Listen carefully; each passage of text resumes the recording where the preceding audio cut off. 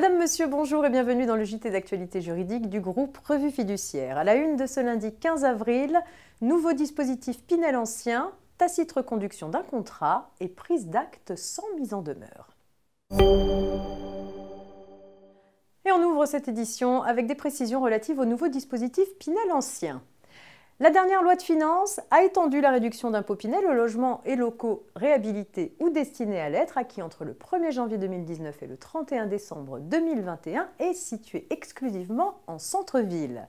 Un décret publié le 27 mars dernier précise les modalités de ce nouveau dispositif appelé de Normandie. Il est complété par deux arrêtés, le premier relatif à la liste des communes éligibles et le deuxième relatif aux travaux éligibles. En pratique, pour bénéficier de ce nouveau dispositif, l'investisseur doit acheter un logement en centre-ville dans des communes ayant signé une convention dite cœur de ville ou dans des communes ayant mis en place des opérations de revitalisation de leur territoire.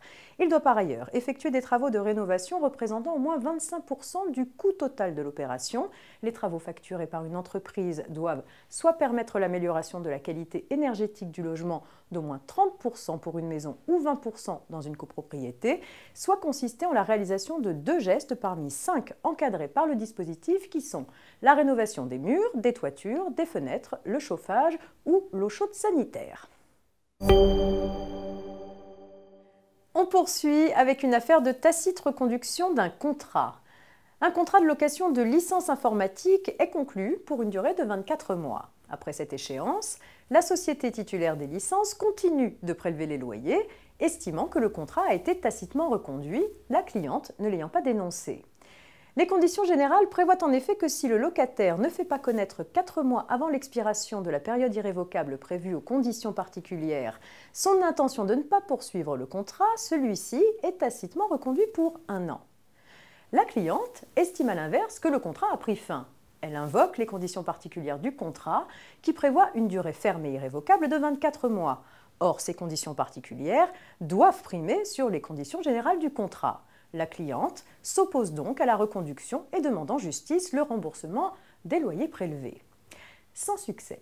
Loin d'être contradictoires, les conditions particulières et les conditions générales du contrat s'articulent parfaitement. Il en résulte que le contrat est conclu pour une durée irrévocable de 24 mois, mais qu'il est renouvelable par tacite reconduction, sauf manifestation de volonté contraire du locataire 4 mois avant le terme.